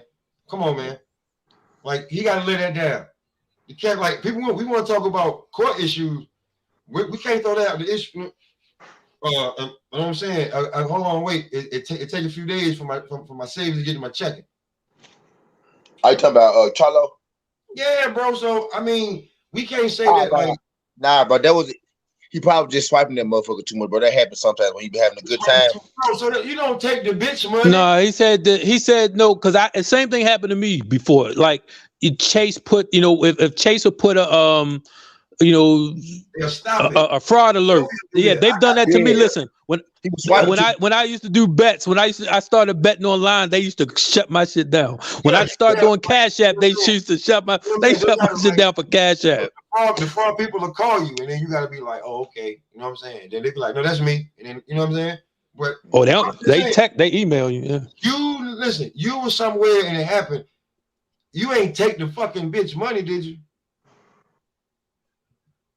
No, the truth came out about that. He didn't take nobody money. But you don't even want that as a headline, because when the truth come out, the truth is never headline like the bullshit. the truth be this big in the damn paper. The headline be the whole fucking front page. You know what I'm saying? You can jump on your phone, you see YouTube, you see Facebook.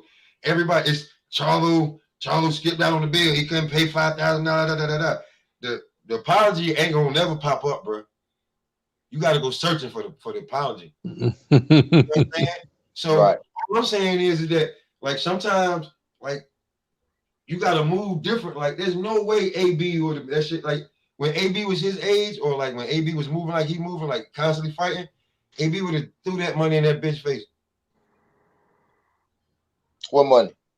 That when the bitch when his car didn't work and they'd have been like, you got the $5,000 for this shit. You know what I'm saying? Or listen, Charlo didn't even have like it didn't even seem like he was able to pull the bitch to the side and be like, yo, my shit ain't working, but you know who I am. You know what I'm saying? No, but it wasn't like that. He said the girl lost his card. That's the once he had the situation, but the girl lost his card, and that's when he snatched their whole thing because he was upset because they lost his card. So the fraud protection. You're a gangster, you a prize fighter. You can't. I know, but listen. He didn't hit the girl. He snatched the thing because he said, you know, once it came back to climb, whatever, and he try it again, and she came back. But when she came back, she had lost his card. So his thing was, how you going to lose a card that's attached to millions of dollars? That was his thing. That's why he was angry. I get all of that, right? But in an instant, he can just stop that damn shit right then. He could have stopped that. He could have been like, "Wait, you lost the card? Okay, cool. Call, cancel the card, and then you know what I'm saying? They could have took care of that shit then." This is what I'm saying. I've been getting free meals from that restaurant. I would have handled it different. I'd have got free meals for life. Well, at least for a year. Lose my card. You are a big black man. You are a big black man known for hurting people. You are in the hurt business. They know that. When he snatched that shit, you know that bitch gonna say her life flashed before her eyes. She thought this. They don't help themselves when you look at them on Instagram and YouTube. It don't help. Like when the guy asked him about Canelo, he just slapped the shit out of his fucking phone. What the fuck is that for, bro? I'm fucked up, man. I'm getting ready to get out these junkers. BLTV finna come on in a minute. I'm about to get out these junkers, man. It's fucked up. I'm just saying, bro, like, you know what I'm saying? Sometimes, like, with like, you know, I know Al Hagen. All right, my brother. Got so many gray hairs. Fucked up. Yeah, I'm about to get something to eat too. I ain't ate shit since I had to go take my son to this interview a little bit. I didn't expect this junk to be this long. I thought then, but I should have known when you talk about Earl and Bud. And see, that's what happened. You bring everybody out. But hey, man, you set it up, man. You set it up with the damn with your title. You did it on purpose. Yeah, I did. I did. I had to get y'all in here. Hey, my screen is frozen, so you're just gonna have to close it because I can't even sign out of it. My screen has been frozen for an hour. Well, SouthernTea, my brother, I appreciate it every time, man. Check me out on Smoke Session sometime, man. I'll be talking some shit, getting fucked up.